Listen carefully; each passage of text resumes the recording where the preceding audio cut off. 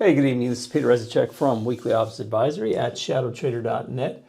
And this video is titled, I'm Not Convinced, because I'm just not convinced here that it's all systems go all back to bullish. Obviously, today we had a large kind of a gap and hold higher, which hit new all-time highs in the SPY. And the first thing that has me a little bit just concerned with it is that it's not an expansion of range in terms of a body of a candle. It's a doji, it's a hanging man for now, right? When you have this pattern at the top end of a range, it's called a hanging man. It's usually not good. And I'm not calling for that yet. I'm certainly not short, but there is potential for an island reversal here, right? If we open here somewhere below the low of the bar and we don't come back into range, that's called an island reversal, which is relatively powerful, right? Because it leaves that bar kind of out as an island on its own if the entire body and shadows and everything is completely on its own. You know, to be a true island reversal, you really have to have it like this, where it's completely on its own. This is the day before, and let's say this would be the day after moving down. So that would constitute that. But we'll see. That has yet to play out, and that's not really, you know, it's only one data point, I should say, of what I'm thinking here.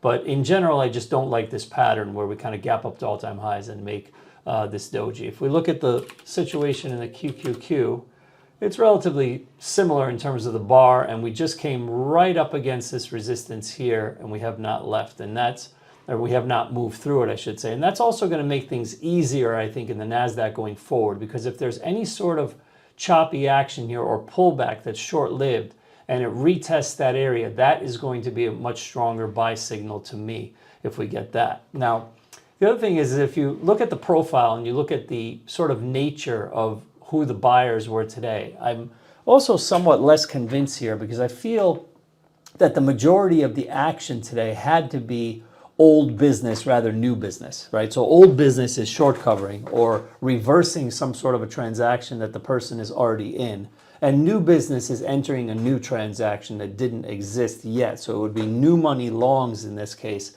committing to the market and buying the market. And the reason why I say this is generally all old business is that it was such a shock and awe, I think, for the market to close on the Fed all the way down here. And then notice what happened is the overnight inventory here is like 100% net long almost, just give or take a few ticks here.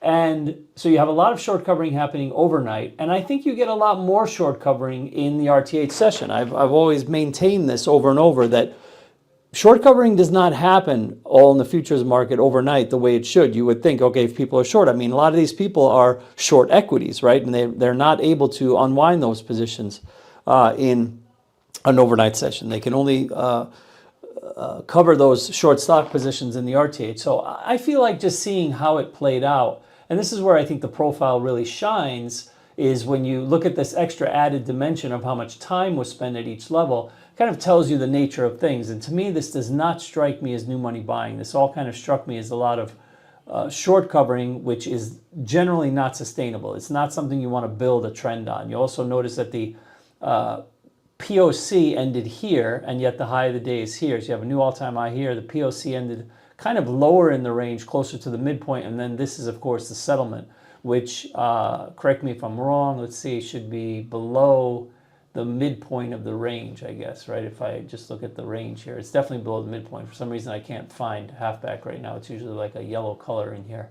But you can clearly see that it's kind of below the midpoint, and that to me is less bullish. So I'm kind of taking that under advisement, and obviously if the market is able to power through here, that gives me a different signal. But the more you hang out here, and even if we don't get an all-out island reversal, but you hang out here and you're not able to take out this high, that high is obviously the new line in the sand. It's the new reference that people need to take out in order to keep the rally going. But more importantly, if it is a lot of short-term money in this market, remember that if they don't get that immediately, right, they're not going to be happy. They're going to reverse. That's just the way that it is. So that's going to be one definite reference point there to see if we can make that. And I'll just wrap up back where I started on the SPY.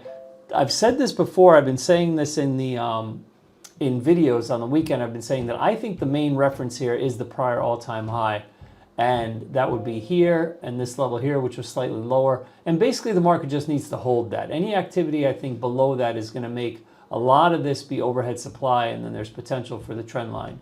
And obviously that's the larger short signal. Like if the market actually has something systemic happen, which would be signal that there is going to be a recessionary environment, whatever, you're going to see the trend break. That's basically it. So don't worry about too much about any short activity that you might miss between here and there. If indeed the market is going to trade the way that it would normally trade when cuts start, indicating that recession is soon to follow. Again, it doesn't have to happen this time, but that's happened many, many times historically. Could this be the proverbial perfect soft landing and we never get a move down? Maybe, but I'm just saying if that larger move is to develop, it's going to happen underneath the trend line. So that's also going to be your obvious key area where you should be looking.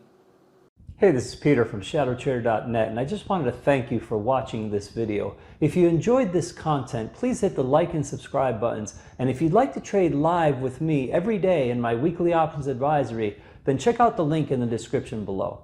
I wish you good trading, and I'll see you in the room.